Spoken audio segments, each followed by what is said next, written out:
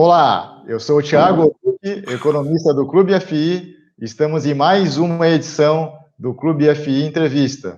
Então, se você gostar dessa entrevista, deixe seu like, faça seu comentário e também não deixe de fazer a inscrição aqui no nosso canal do YouTube. Também, claro, não deixe de acessar o nosso site, o clubefi.com.br. Lá você encontra sempre uma infinidade de ferramentas, conteúdos, relatórios e carteiras recomendadas. E agora aproveite, você que está começando agora nesse mercado, para fazer o download lá do nosso guia essencial de fundos imobiliários, que está com a sua versão atualizada 2021. E, claro, também acesse a nossa área educacional. Você lá sempre encontra o nosso tradicional curso de fundos imobiliários online. Então, fique também atento ao longo do ano aí, a gente vai trazer novidades nessa área educacional. Bom, o meu convidado de hoje é o Daniel Malheiros, que é sócio-diretor de investimentos internacionais da RBR Asset. Tudo certo aí, Daniel? Fala, Thiago, tudo bem? E você, cara? Obrigado aí por mais um convite, estar participando do Clube FI, das entrevistas, é muito legal, cara. Obrigado pelo convite de novo. Então tá certo, Daniel. A gente que agradece aí, a sua quarta ou quinta participação, O Daniel já está desde o primeiro ano do nosso programa aqui, até uma tradição, a gente estava brincando, que todo início de ano, normalmente ele está aqui conversando com a gente, e é um assunto bem interessante, acho que entrou bastante evidência no ano passado, essa questão da vontade, do investidor brasileiro de acessar também ativos, de forma geral, no exterior. Então, o tema de hoje, nós vamos falar sobre REITs, REITs versus fundos imobiliários, enfim, os tipos de veículos de investimentos que hoje tem à disposição aí do investidor. Então, fique atento que as informações que o Daniel traz aqui é sempre interessante. O Daniel, inclusive, é um colaborador aí do nosso blog, então ele tem vários artigos lá, inclusive também falando sobre REITs. Então, quem tiver interesse também, acesse lá o nosso blog. Claro, a RBR Asset também é parceira do Clube FI, lá no Espaço RI, então qualquer dúvida sobre os fundos imobiliários também da RBR Asset, é só entrar em contato direto lá no nosso site, no Espaço RI. Bom, Daniel, desde a nossa última conversa, não faz tanto tempo assim, foi em julho de 2020, apesar de relativamente recente, o ano de 2020, foi com muitos fatos atípicos, claro, a pandemia. Então, eu gostaria que você atualizasse como é que está esse mercado de REITs aí, o mercado imobiliário americano, enfim, os preços em bolsa. Cara, realmente, 2020 foi um ano atípico para todos os investidores. Foi o ano que a gente criou esse mandato de REITs, especialmente porque foi um ano atípico. A IBR, já tinha no pipeline desenvolver um produto focado no mercado de REITs nos Estados Unidos, E para quem não conhece, REITs é muito similar, muito semelhante aos fundos imobiliários. A gente pode até depois explorar as diferenças de um fundo imobiliário versus os REITs, mas o fato é que com a queda desse mercado, 35%, 40% ali, mais ou menos em março, quando foi o fundo do poço dos fundos norte-americanos, a gente começou a estudar esse mercado e viu que tinha uma oportunidade. Claro que não é do dia para a noite que você desenvolve uma estrutura para investir lá fora. Desenvolver essa estrutura, botá-la de pé, não foi algo fácil, demandou muito estudo aqui da nossa área de jurídica, muita conversa com o CVM, administrador, enfim, conseguimos criar aí dois veículos, a gente tem dois veículos, depois a gente explica diferente de cada um deles, para investir lá fora. E o momento, ele é muito peculiar, porque mesmo os REITs fecharam no passado com uma queda mais ou menos de 10%, chegaram a cair quase 40%, recuperaram depois ali mais ou menos em maio, junho foi recuperando, teve alguns solavancos ao longo do tempo, mas fechou o ano com mais ou menos 10% de queda, versus S&P, que subiu mais ou menos 10%. Então, houve um descolamento S&P versus REITs, que é um dos motivos também da gente estar otimista. Mas, basicamente, hoje, os REITs negociam aí com yield, o mercado gosta muito de olhar o yield. Um yield entre 4,5% e 5% ao ano em dólar, que é bastante representativo, tendo em vista que você não tem risco do país, o risco dos Estados Unidos é zero, custo de dívida lá é 1%, 2%, é super baixo também. Então, isso acaba tornando esse veículo uma excelente alternativa para o investidor. E eu acho que, além disso, de estar barato, está negociando com spread, né, a diferença entre o yield, né, dos REITs contra a Treasury, né, o yield de uma Treasury, hoje está na casa de 300 bases, que é um patamar bastante atrativo, né, um dos maiores patamares históricos, também comprova aí, de certa forma, fundamenta por que o REIT está barato. Mas o fato é que a gente vê bastante oportunidade, já antecipando aqui, em alguns REITs de office, que negociam aí com desconto em relação ao custo de reposição. O mercado privado, né, ele negocia prêmio em relação ao mercado público, então hoje é mais barato você comprar um ativo no mercado público, na Bolsa, que tem liquidez diária, que já está performado, que fazer um do zero, ou então fazer uma transação no mercado privado, e a RBR é prova disso. Pode falar para frente, né, o que a gente vem fazendo lá no mercado privado, que ajuda a gente a fundamentar, especialmente o mercado público. Então, a gente está no momento aí que os REITs negociam com desconto, ainda não chegaram a recuperar o seu patamar histórico. A economia americana tem aí uma boa perspectiva de crescimento esse ano e também fundamenta aí a performance dos REITs. Então, esse é um overview de onde que a gente está nesse mercado. Só para entender, deixar claro, né, Daniel, você fala mercado público-privado, mercado público, você fala mercado de ativos negociados em bolsa e o privado fora da bolsa, né, o mercado imobiliário, correto? Perfeito, perfeito, Thiago, exatamente. Um é a bolsa de valores, o outro é private equity, que seriam os investimentos fora do mercado, que você tem que estruturar o deal, etc. Certo. E, Daniel, eu sei que muita gente que está assistindo agora já ouviu falar dos REITs, até a nossa audiência que já acompanhou possivelmente alguma das suas entrevistas ou dos teus artigos lá no nosso blog, já conhece o que é um REIT, mas tem novos investidores no mercado. Eu estava comentando com um colega outro dia, um pouco mais de 1 milhão, acho que 500 mil entraram no ano passado nesse mercado, né? Então todos os meses tem gente nova que possivelmente vai estar assistindo aqui a nossa entrevista. Então, gostaria que você explicasse, então, quais são as principais diferenças de um fundo imobiliário aqui no Brasil, de um REIT lá, que é negociado no mercado americano. Legal, cara. Essa é a parte que eu mais gosto.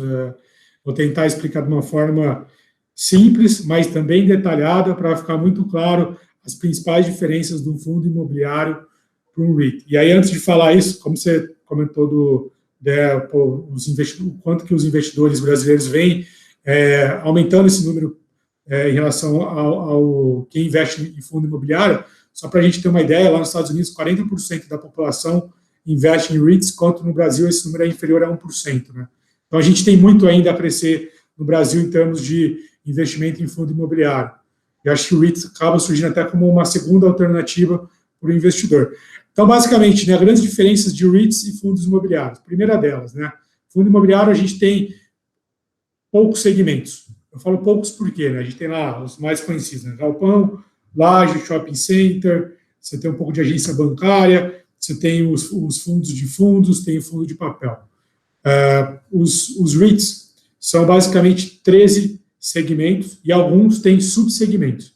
Então, lá a gente tem data center, a gente tem torre de celular, a gente tem um segmento de healthcare, entre outros. Tá? Quando eu falo o segmento residencial, que é muito forte aqui, é pouco explorado, está começando, mas é pouco explorado, e aí quando a gente estratifica isso em subsegmentos, aí a gente tem o seguinte, né? Por exemplo, segmento residencial, a gente tem 3 subsegmentos. Um é o multifamily, que é o que a gente faz lá em Nova York, né? BR tem um mandato para investir lá em Nova York, que basicamente são aqueles prédios com apartamentos, esse é o multifamily. Você tem o manufacturing house ou manufacturing home, são as casas pré-fabricadas que ficam em condomínios. Geralmente, os condomínios têm uma estrutura lá de uma quadra de tênis, academia, etc. São casas pré-fabricadas que elas chegam basicamente de caminhão. E você só pode, plug and play, que neles falam, né? É muito simples. E você tem o single family, que são casas também, pode estar ou não em condomínio. Então, quando você começa a estratificar isso, você vê que tem muitos subsegmentos. Então, você tem mais opção para investir REITs versus fundos imobiliários. E aí, outras diferenças, né? Aqui, o fundo imobiliário, o investidor paga o quê? Uma taxa de gestão, de administração sobre o AUM, né, o Asset Under Management, ou o patrimônio líquido do fundo, né, o valor de mercado. Lá fora é diferente. Lá fora, os REITs têm uma estrutura interna. O que eu quero dizer com isso? Você tem um time de executivos, diversas áreas. Então, sei lá, pega um REIT de shopping center. Você vai ter uma área de engenharia, você vai ter uma área de marketing, você vai ter uma área financeira, você vai ter diversas áreas, essas áreas vão ser estratificadas em sub-áreas, back-offices. No final do dia, você vai ter REITs que tem mais de 1.000 pessoas trabalhando. Esses caras que trabalham lá, você tem o top management team, que são remunerados por salários, stock option, mais bônus. E aí, acima disso, você tem um conselho de administração. No imobiliário, você não tem um conselho de administração. Aqui você teria, talvez, fosse fazer uma semelhança, uma assembleia de cotista. Tá? Então, a estrutura de remuneração é diferente. E aí, outras diferenças. Os REITs tomam dívida para investir. Aqui, o fundo imobiliário, basicamente, não pode tomar dívida, um caso específico ou outro, para poder comprar o ativo. Então, lá eles operam alavancado, aqui não. Tá? Essa é uma outra diferença. Contabilidade. Contabilidade nossa, ela é diferente também lá de fora. Lá fora é US GAAP. Aqui é muito mais parecido com o IFRS. Lá um pouco regime de competência, que é um pouco regime caixa. Aqui os fundos imobiliários distribuem 95% do lucro líquido. E o lucro líquido ele é a geração de caixa daquele fundo. Lá nos Estados Unidos, não. Lá os fundos são obrigados a distribuir pelo menos 90% do lucro líquido, mas o lucro líquido não é a geração de caixa. O que eu quero dizer com isso? Os fundos, os REITs americanos, eles depreciam o ativo. No Brasil, a gente não deprecia o ativo. Então, o seu lucro líquido ele é menor que o seu FFO, a sua geração de caixa. Então, no final do dia, o payout, né, o quanto os REITs distribuem em relação ao quanto foi gerado de caixa, é na casa de 70%. Isso vai depender muito de setor a setor. Eles reinvestem uma boa parte dessa grana no desenvolvimento de novos ativos. Aqui não. Aqui no Brasil, os fundos imobiliários distribuem 95%, né? Então, a gente pode até depois, um dia, pode até conversar sobre isso. Eu acho que a nossa contabilidade ela é um pouco até agressiva, né? Porque, no limite, você tem fundos aí, ativos imobiliários que depreciam mais de 10%, entendeu? Então, eu acho que talvez não há uma reserva de colchão tão robusta quanto deveria ter aqui no Brasil. Mas esse acho que é um outro tema. Lá fora, os REITs são cobertos por grandes investidores, grandes bancos, né? Então, estou falando, JP Morgan, Morgan Stanley, Citibank, são caras que fazem a cobertura de um REIT, assim como esses bancos fazem a cobertura de empresas listadas na Bolsa. Então, o REIT é muito parecido, no final do dia, com uma empresa listada, com a Multiplan, uma Iguatemi. Tá? É muito, muito parecido. O nível de reporting, né, o nível de relatórios que vai para a SEC, que é tipo a CVM lá de fora, ele é muito, muito detalhado. Eu acho que ele é um pouco mais detalhado que os fundos imobiliários aqui. Enfim, essas são algumas das diferenças de fundos imobiliários versus REITs. Mas, no final do dia, ambos investem em ativos imobiliários. Eu acho que talvez a principal diferença é a questão de alavancagem financeira, mas tem outras diferenças aí do meio também. Bom, interessante, Daniel. Acho que você colocou diferenças importantes, né, entre esses dois veículos de investimento, o fundo imobiliário e o REIT. E já entrando aqui na terceira pergunta, né, como até comentei no começo aqui, os investidores brasileiros estão mostrando grande interesse em investir no exterior, né? A própria B3 acho que reagiu a isso, né? Ela até está achando perder mercado, né? Enfim, muitos investidores já abrindo conta até de forma mais facilitada em corretoras, né? Que dão acesso ao brasileiro à bolsa lá fora. E a própria B3 flexibilizou o acesso aos BDRs, né? Enfim, que até então eram mais restritos aí à sua negociação, né? Então, quais são os principais motivos ou vantagens para o investidor investir em ativos imobiliários no exterior? Eu acho assim, primeiro, acho que diversificação, né? Você pensar, isso eu roubei aí, estou fazendo plágio do que o pessoal da Geo Capital uma vez comentou. O Brasil representa o que do mundo em termos de investimento, tá? Sei lá, 1% dos investimentos do mundo. Então, se vai 1% do investimento do mundo, eu acho que não faz sentido o brasileiro estar 100% investido nesse 1%. Então, eu acho que naturalmente o brasileiro tem que buscar diversificação. Então, eu acho que isso é o ponto. Segundo ponto real estate, o setor imobiliário, representa mais ou menos 30% da riqueza mundial. Então, dependendo, claro, do patrimônio, momento de vida de cada um, etc., objetivos, eu acho que o brasileiro deveria ter alguma coisa como 20%, 30% do patrimônio em ativo imobiliário, e eu acho que uma parte disso teria que estar necessariamente lá fora, né? O investidor, ele pode até falar, putz, eu vou comprar um BDR de REIT, né? Aí, qual que é a dificuldade aqui? Esse cara dificilmente vai ligar para o market maker, o formador de mercado, e tentar negociar com o cara um spread para comprar o REIT mais barato, né? Ele vai jogar na pedra lá, falar, putz, eu vou comprar o que está na pedra, geralmente o que está na pedra é mais caro. Então, a gente, como investidor institucional, a gente consegue barganhar aí um spread menor que o investidor não vai conseguir. Além disso, o investidor está investindo num fundo de BDR, ele consegue, com um patrimônio bastante pequeno, estar investindo em diversos BDRs, né? Se ele quiser replicar provavelmente o mesmo portfólio da RBR, ele vai precisar de uma quantia monetária maior, né? Fora, enfim, acho que aqui a gente acaba até entrando no aspecto de gestão ativa, mas acho que esses são aí os grandes diferenciais de você investir num BDR diretamente ou via fundo de BDR de uma gestora. E eu não estou falando só RBR, acho que naturalmente a indústria vai caminhar para o mesmo sentido, acho que devem surgir novos fundos aí no mercado. Sim, interessante. Acho que esses são os principais argumentos, né? Que até então, alguns anos atrás, realmente era muito difícil você acessar esses ativos, poucos veículos, pouca informação, ou o ticket médio de entrada era muito alto, né? Enfim, ou até a dificuldade de você abrir, né, uma conta, uma corretora nos Estados Unidos, né? Eu acho que agora realmente esse processo se acelerou e, como você falou, né, o Brasil representa muito pouco, né, do total. Então, se você tem essa possibilidade, né, incluindo aí o mobiliário, mas, enfim, outros ativos também, eu acho que faz total sentido desse ponto de vista aí principalmente de diversificação, né?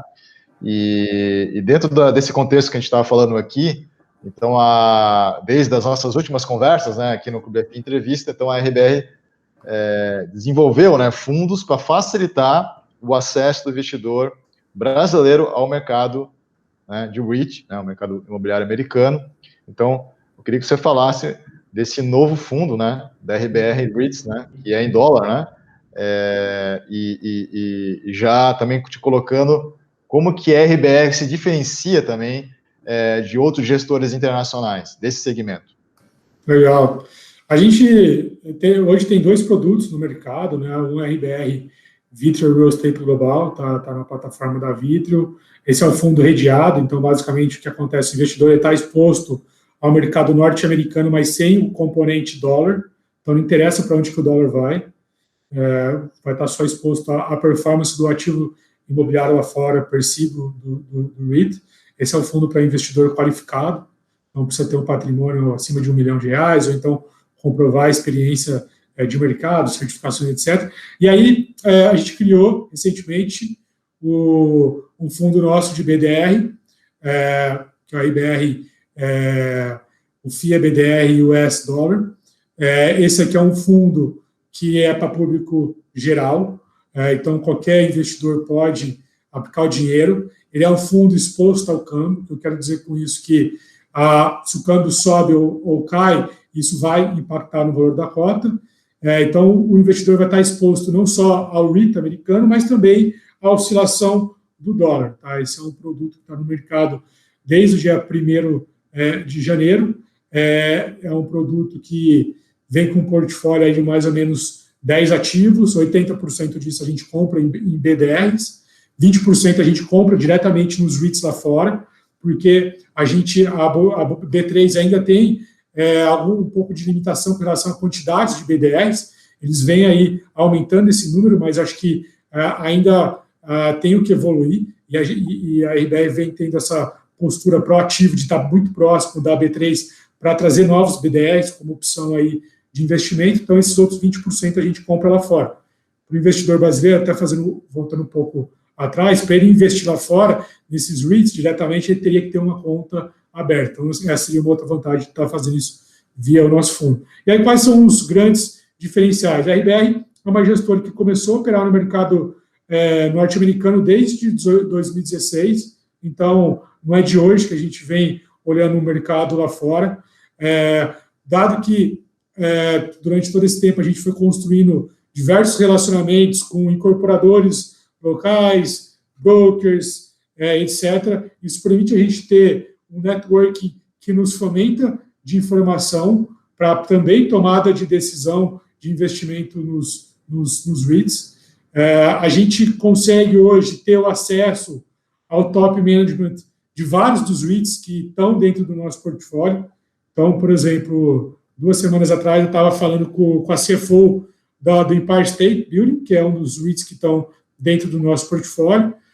A gente é muito alimentado em termos de, a gente tem uma Bloomberg, eu tenho um time de 2 analistas que me ajudam a tocar esse negócio. A gente acompanha o resultado das empresas. A gente está, por exemplo, agora numa semana que está tendo divulgação de resultado lá fora dos REITs. Então, eu não só leio os resultados, como a gente tem a modelagem, o valuation de vários dos REITs, mas também acompanha as conferências. Então, assim, tem todo esse trabalho, toda essa questão do DNA da RBR, que é olhar para o valor do ativo, olhar para o custo de reposição, comparar mercado privado versus mercado público, que, na nossa opinião, coloca a gente em vantagem em relação ao mercado. E aí, só para finalizar, o nosso portfólio de hoje, quando ele foi montado, todo fundamentado numa análise fundamentalista, de value investing. Quando a gente faz o backtest, ou seja, a gente replica esse portfólio ao longo dos últimos 10, 20 anos, é um portfólio que não só bate o S&P, como bate também o Nareit, que é o índice lá, como se fosse fixo de fora,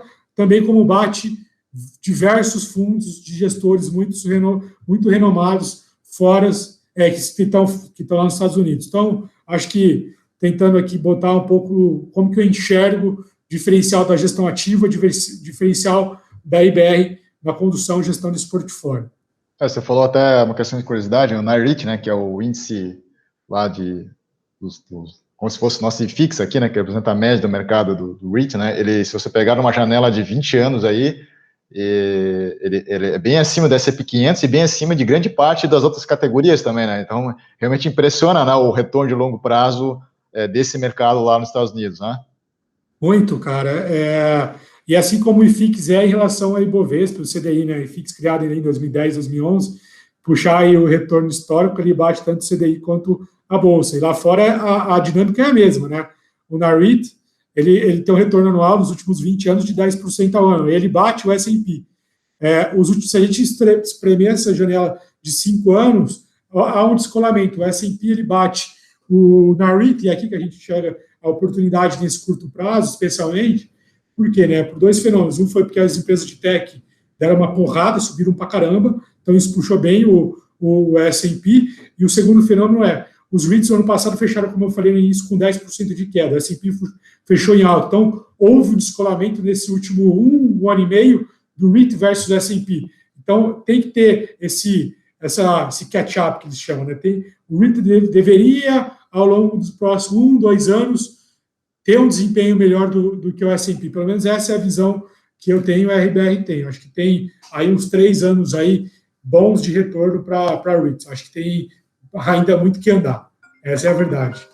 Eu não sei se você tem Daniel, se você tem já viu essa métrica que tem a questão não só olhar para o retorno, tem que olhar para o risco, né? Em termos de o Sharpe, vamos dizer assim, né? Porque o S&P 500 possivelmente é mais volátil, né? Ele traz um Sharpe bem maior, o índice do REIT? Cara, você sabe que não, eu diria que o risco dos REITs versus o S&P, né, se a gente pegar o desvio padrão, etc., eles são bem parecidos. Então, falar que investir em ações no S&P é mais ou menos arriscado que investir em REITs, eu não acho que é necessariamente verdade, tá? Então, os dois têm um Sharpe Ratio positivo, e quanto maior a janela, melhor é o Sharpe Ratio dos REITs versus o S&P. Certo, não, faz sentido, porque não é que nem aqui fundo imobiliário, que a vol é menor do que Ibovespa. Menor, porque tem dívida. Mas lá como você falou, é muito mais parecido com uma empresa, né? Mas de qualquer forma... É igual uma BR Properties, uma Iguatemi, uma Multiplan, etc. Sim. Mas de qualquer forma, como o retorno no longo prazo ele é maior, então acaba o Sharpe sendo favorável de qualquer forma. Perfeito. Eu gosto muito de trazer, só para o investidor brasileiro ter uma ideia, eu sempre trago esse mesmo tema, mas como que é barato comprar alguns ativos lá nos Estados Unidos, né? Então, por exemplo, o Empire State hoje negocia 20, 25 mil reais o metro quadrado, com yield de 8,5%, 9% ao ano em dólar, né? Pô, se a gente olha para os fundos imobiliários, não é tão fácil achar o mesmo retorno aqui no Brasil. Claro que a gente enxerga diversas oportunidades aqui versus lá, mas talvez no relativo, eu acho que os Estados Unidos ele tem uma vantagem versus o Brasil nesse momento. Sim, e esse tipo de oportunidades que você está falando, né, nesse exemplo, em grande parte isso veio da pandemia também, né, que o mercado corrigiu bem, né? Veio, você tem alguns segmentos que apanharam bem, segmentos como como office, como retail, como hotel, senior housing, etc. Esses são segmentos que apanharam muito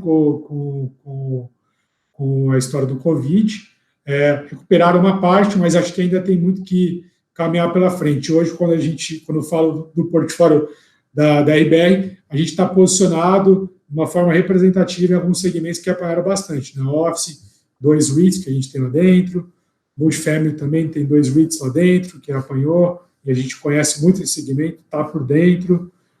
O Retail, a gente tem 2 oportunidades um pouco distintas de perfis, mas que também apanharam bastante.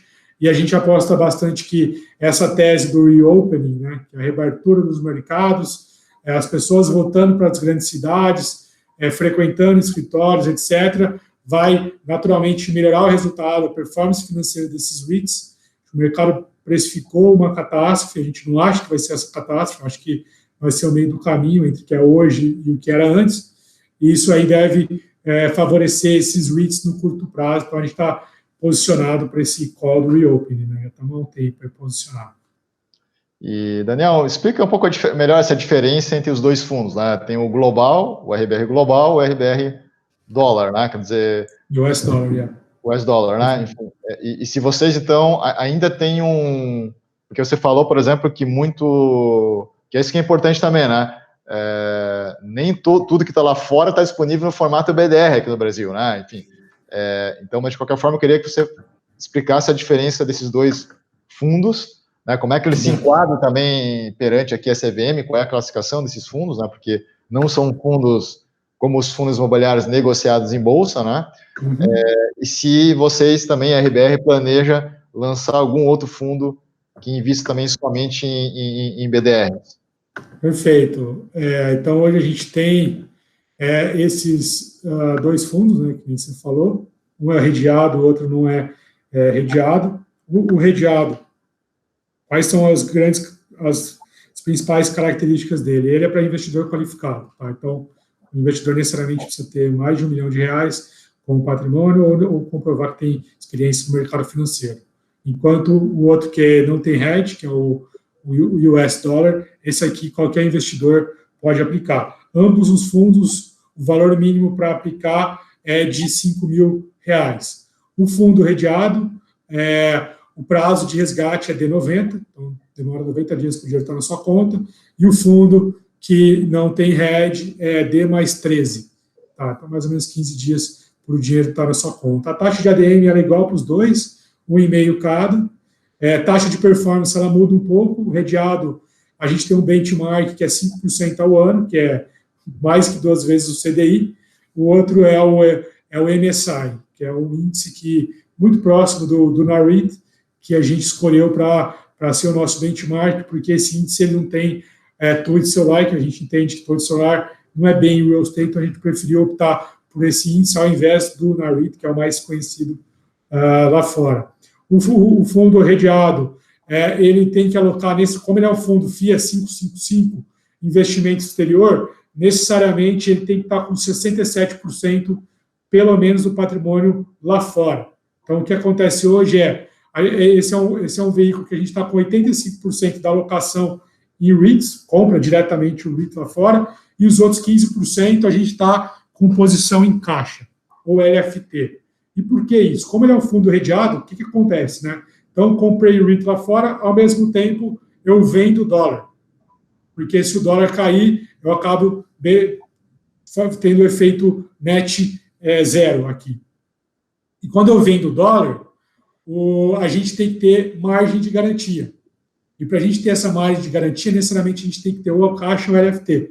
Então, fica muito difícil para a gente ter uma posição acima de 85%, 87% em REIT. Tá? Então, por isso a gente não consegue chegar a 100%, que a Bolsa exige da gente uma margem de garantia, porque a gente está vendido em dólar. Do lado do FIA BDR, esse é um FIA BDR, então a gente aloca 80% em BDR e 20% a gente compra os REITs lá fora. A gente está comprando lá fora os REITs que não tem BDR aqui. Basicamente, essa é a principal lógica. Vamos comprar o que não tem BDR, a gente compra direto lá fora. Esse aqui, como ele não tem hedge, a gente não precisa vender dólar, ele está 100% alocado em REIT. Né?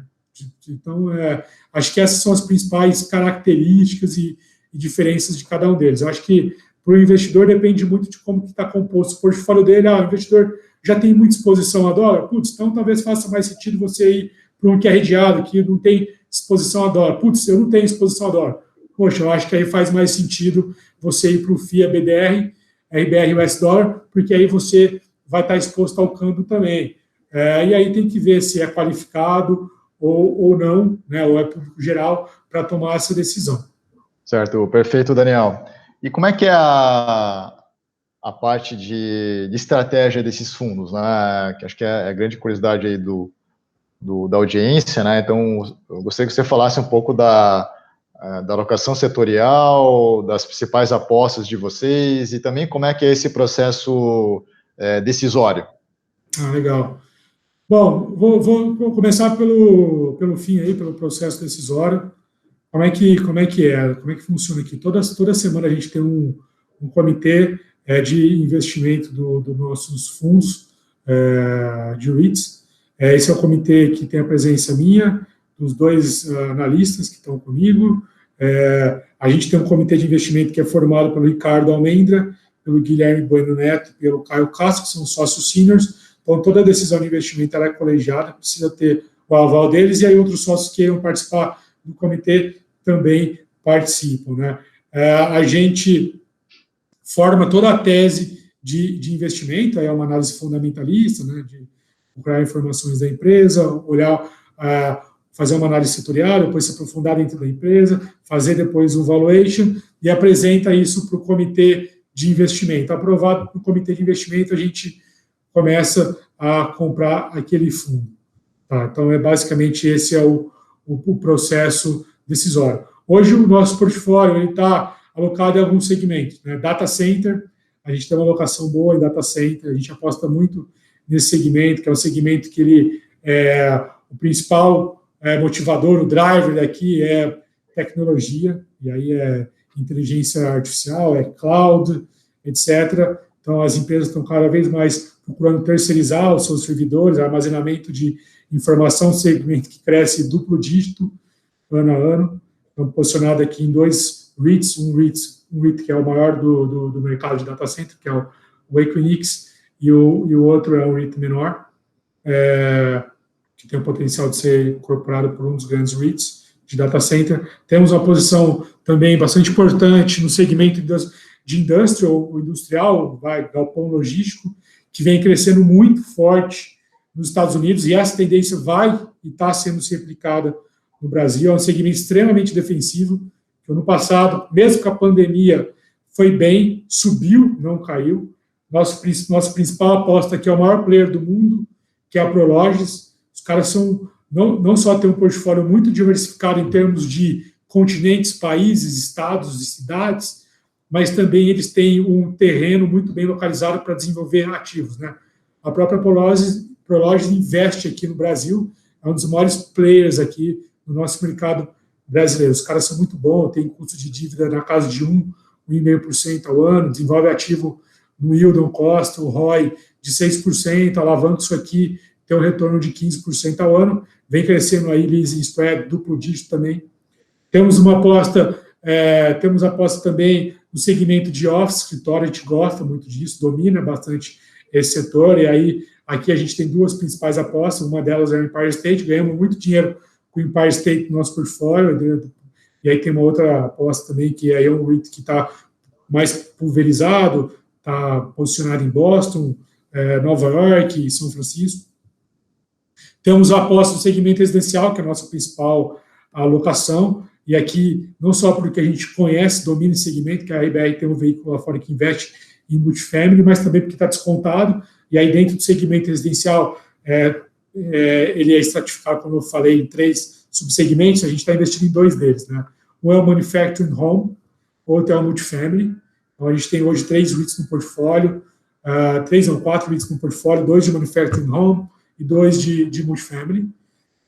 E as apostas aqui são os REITs que estão mais nas costas, nas encostas dos Estados Unidos, que são as áreas urbanas, né, Nova York, São Francisco, etc. Muita gente saiu dessas grandes metrópoles por conta da pandemia, né, porque o escritório foi fechado, ou então porque mora naqueles prédios de 100 andares e aí não quer pegar elevador com outras pessoas, ou porque também é mais caro morar numa cidade que você está tendo custo lá e você pode ir para um lugar mais barato, sendo que o seu escritório está fechado, a sua universidade está fechada, etc. A gente está apostando na retomada desses mercados, né? E a gente vem observando isso acontecendo em Nova York, né? Especialmente por conta que a vacinação está acelerando bastante lá e o preço de aluguel caiu, já deu uma boa corrigida. Temos uma pequena aposta em Life Science, que é o híbrido entre Healthcare e Office. Que mais? Storage, a gente veio surfando bem esses segmentos, reduzimos a posição, quase zerado agora, Self-Storage. Cara, acho que são essas alocações. Ela deve mudar aí na medida que esses fundos vão subindo, o que a gente espera com o call de reopen, né, que é a reabertura dos mercados, aí a gente vai se posicionando em outros REITs. Enfim, tem papo aqui para ficar umas 5 horas. Sim, Daniel. E até porque são muitos segmentos, como você falou, né? Muito mais do que a gente tem aqui no Brasil. E você já vem falando ao longo da entrevista, mas eu queria que você especificasse mais até para a audiência entender, né, essa tua convicção, né, nessas teses, no sentido assim, nível de valuation, os múltiplos, os REITs, né, tipo, por que tipo, na lata, né, por que deveria comprar REITs agora? Cara, vamos lá. Valuation, acho que é o principal ponto, né? Os REITs negociam no cap rate na casa de 5% ao ano, em dólar, né? O yield desse negócio, 4,5% com 5%. Cap rate 5%, 5,5%. Muitos dos setores estão negociados com desconto em relação ao custo de reposição.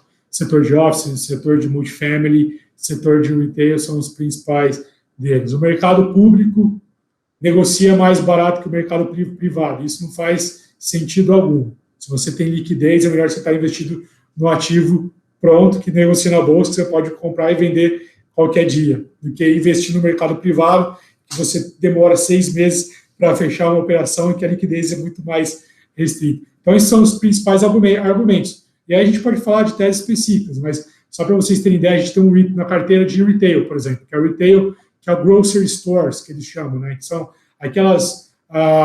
basicamente são strip malls que ficam localizados aí 15, 20 minutos do centro de uma cidade, open space, né, são lugares abertos, você não tem essa questão de aglomeração, você tem supermercados, você tem uma Best Buy que está lá, é um segmento que até pela pandemia as pessoas não podem ir em shopping center, acaba até indo mais nesses lugares, e são REITs que negociam com yield hoje na casa de 8,5%, 9% ao ano em dólar. Então, se a gente comparar esse retorno, algumas coisas que a gente vê por aqui, acho que o retorno per si explica que realmente está barato, os Estados Unidos descolou do mundo como um todo, então a oportunidade para comprar a REIT ela é única, assim. E eu falo isso com maior tranquilidade e convicção. Eu tenho muita convicção que esse negócio deve dar um retorno ao ano para os próximos 3 anos de 15% a 20%. Essa é a minha expectativa. E daí também. Bom, interessante, Daniel. E até fazendo um pouco dessa retrospectiva, né, porque acho que já é, pelo menos do assunto investimentos imobiliários, né, no exterior, acho que já é a terceira entrevista que a gente está conversando. Lembro que a primeira foi o primeiro veículo, mas na época ainda a pessoa até reclamou um pouco, não, mas eu não vou ter acesso a esse veículo, enfim, que é justamente esse multifamily, né, específico, localização em Nova York. Agora o pessoal vai ter acesso, né? Enfim, tem fundos aí para o investidor alocar, se for o caso. Mas como é que está, então, o desempenho dessa carteira, desse primeiro fundo aí que vocês desenvolveram lá atrás? Cara, tá muito bom, acima das nossas expectativas. A gente captou final de 2019, 50 milhões de dólares. A gente já investiu todo esse capital. Compramos em Nova York 23 prédios, que são aqueles prédios que tem aquela faixa, aquela escadinha de bombeiro aparente, prédios super antigos que aparecem nos filmes de Hollywood. São 180 apartamentos que estão dentro do portfólio. Todos os deals, a IBR tem mais de 50% de participação, ela controla o ativo. Renovamos 50% de todos os apartamentos. A nossa taxa de ocupação do portfólio é 96%. Nossa taxa de rent collection, ou adimplência, que o Franchulli gosta de falar, é de 99%. Tá? Esse é o desempenho do nosso portfólio, para entregar um retorno esperado para o investidor em dólar na casa de 14% ao ano. Tá? E o que é legal é que, em dezembro do ano passado, isso faz pouco mais de um mês e pouco, a gente vendeu 2 ativos em Nova York. E a venda desses 2 ativos gerou um retorno de 25% ao ano em dólar. Então, eu lembro que a RBR era muito questionada, como é que vocês conseguem ganhar dinheiro lá fora? A gente consegue, tá aí, prova, né? A crise veio, pegou a cidade em cheio e a gente conseguiu investir em deals oportunístico, muito é o nicho do nicho, e gerar esse retorno para o investidor de 25% ao ano em dólar. Então, partindo agora para desinvestimento de outros ativos e terminando de estruturar o Club 2, que fica pronto aí, já ficou pronto, na realidade, a documentação. Até final de março a gente vai estar já com todo o capital para dentro de casa, estimamos aí na casa de uns 70 milhões de dólares, pelo menos, e aí fazer a mesma tese, investir lá fora. E aí esse investimento que a gente fez em multifamily deu muito conhecimento, muito know-how, muito networking para a gente, inclusive, fazer a gestão do fundo de REITs, né? E esse veículo, vocês, boa parte da receita não é desse giro dos imóveis da carteira, é a renda de aluguel mesmo que vocês mesmos estão administrando lá fora, né? Excelente pergunta. Pensa que se o seu veículo der 14%, 15% ao ano de retorno em dólar, e a gente quer estratificar, quebrar esse valor, basicamente você vai ter uns 6% que veio de renda, aluguel, e 9% que veio de ganho de capital. Então, é uma estratégia muito de você comprar um ativo, renovar ele, elevar o yield, né, para 6% ao ano, e a hora que você vende isso por 4,5%. Então, você tem essa compressão de cap rate, isso aí te gera um ganho de capital representativo. Tá? Então, é um mix das duas coisas, mas com peso maior no ganho de capital. Tá? Esse é um veículo que, infelizmente, é mais para investidores ultra-high, family office, que tem estrutura lá fora. Eu mesmo não consegui investir nesse veículo, infelizmente. Quem sabe um dia. E nosso sonho é que a gente ainda consiga trazer esse veículo para todos os investidores brasileiros, né? Aí é um desafio de legislação, regulação, administrador, etc. Mas não acho que nada é impossível.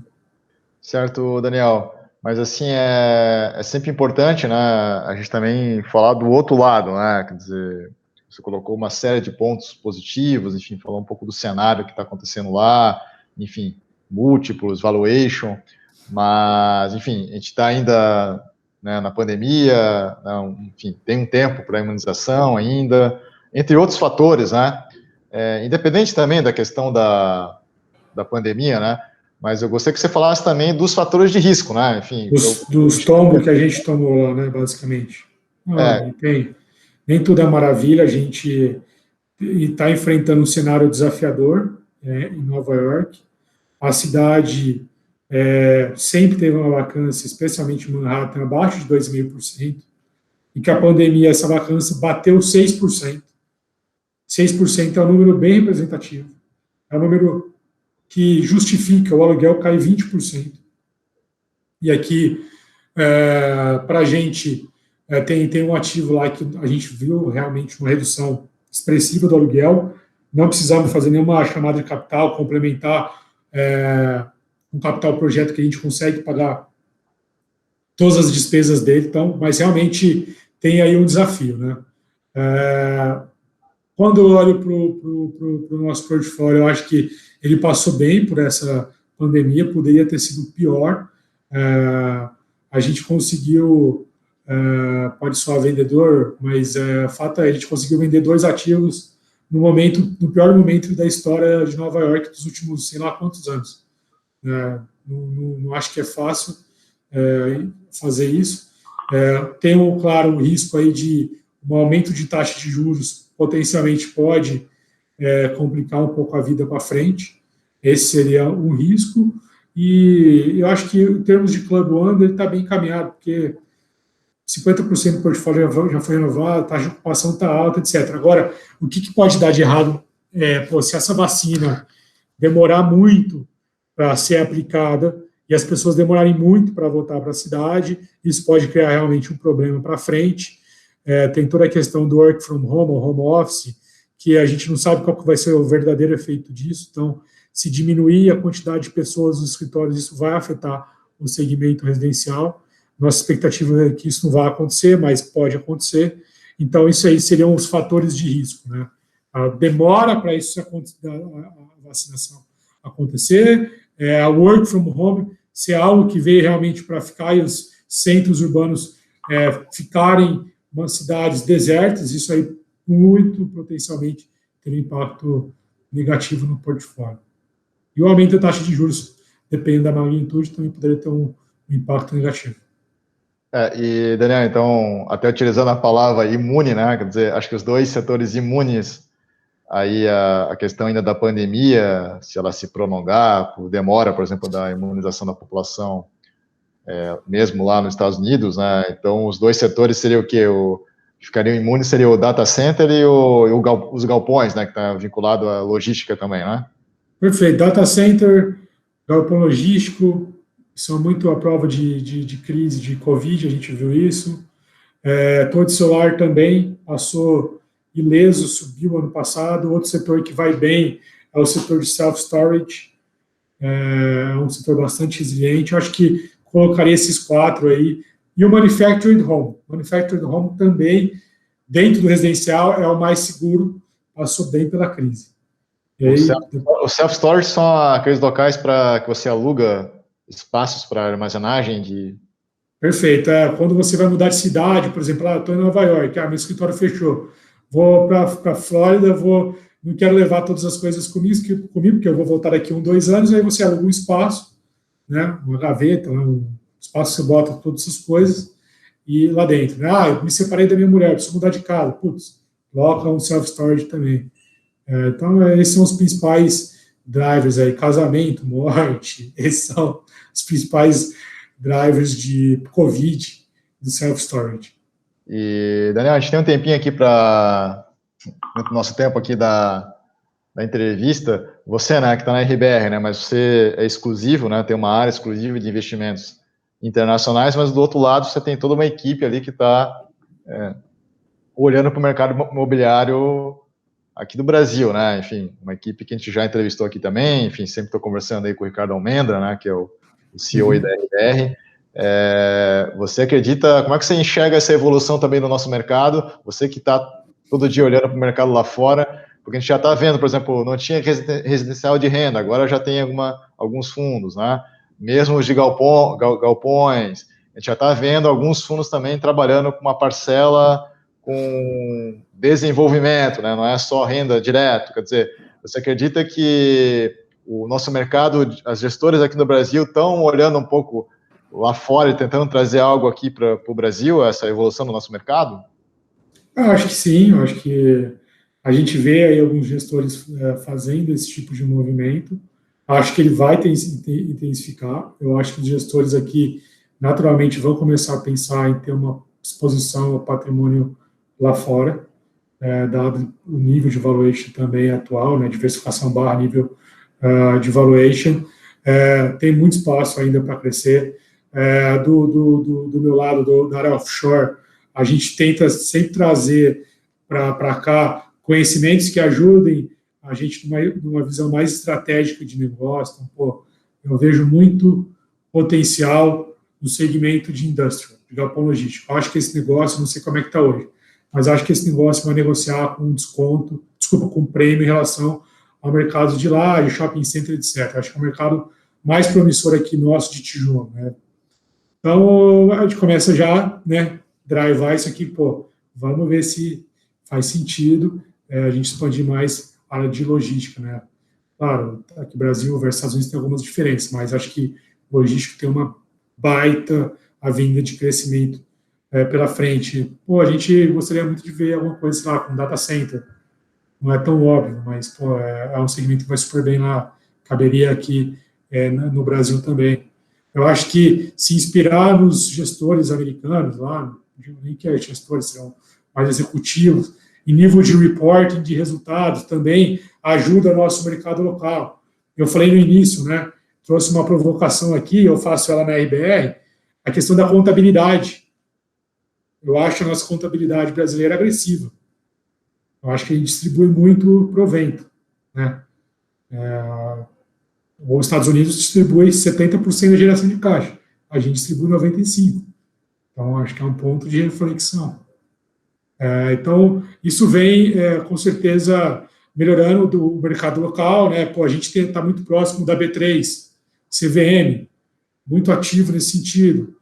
Converso com os caras todo mês, pô, vamos trazer mais BDRs para cá, né? Vamos fazer o investidor aprender mais sobre o REIT. Eu acho que o investidor aprendendo mais sobre o REIT, naturalmente ele vai cobrar o gestor local em fundo imobiliário, né? Em vários sentidos, né? Em resultado, mas também nível de report de resultado. Então, estamos aí nos estágios prematuros, a gente tem muito que evoluir, a RBR também tem muito que evoluir, eu acho que o mercado vai ter para todo mundo, pô, eu sou um otimista, acho que o mercado brasileiro de fundo imobiliário tem muito para crescer, mas muito para crescer. Bom, Daniel, então tá certo, então, um padrão aqui no nosso programa, né, enfim, gostaria que você fizesse, então, as suas considerações finais para a gente poder encerrar. Tiago, com o BFI, Rodrigo também, obrigado pelo convite, sempre um prazer enorme. Eu gosto muito de trazer conhecimento, ideias. A IBR é parceira de vocês, contem com a gente, os investidores também contem com a gente, cobrem a gente, para a gente poder melhorar cada dia mais. Eu acho que o recado principal aqui pô, vamos pensar no nosso portfólio, uma visão mais global, de diversificação. Se não faz sentido a gente ter um pedacinho do nosso patrimônio numa cidade de Nova York, uma cidade de São Francisco, na Flórida, etc., em vários tipos de segmentos que eu acho que o Brasil ainda talvez não ofereça, mas acho que pode ser que ofereça mais para frente. Então, pensem com carinho, vamos olhar também para os REITs, que eu tenho certeza que daqui 2, 3 anos a gente vai estar discutindo aqui REITs com muito mais profundidade, muito mais detalhe. Não vai ser só o Daniel, não vai ser só a RBR que vai estar falando disso nesse mercado, outros gestores vão estar falando, analistas vão estar falando. Eu acho que isso vai ser um processo natural. E é isso. Obrigado aí pela participação. Então tá certo, Daniel. Então, queria agradecer novamente a sua quarta já ou quinta participação aqui no nosso programa, sempre contribuindo, né, com o teu conhecimento nesse segmento, né, de investimentos no exterior, né, da parte imobiliária, né, sempre agradecendo aí também todos os sócios, toda a equipe aí da RBR Asset, né, que é parceira aqui do Clube FI. Então, vamos ver então se no outro ano a gente volta a conversar aí, quem sabe com outro veículo, com outros resultados, que, claro, com um cenário mais positivo do que a gente vivenciou aí em 2020. Tá certo, Daniel? Grande abraço para você aí. Obrigado, Thiago. Um abração, cara. Então, para a nossa audiência também, um grande abraço e até o próximo programa. Até mais.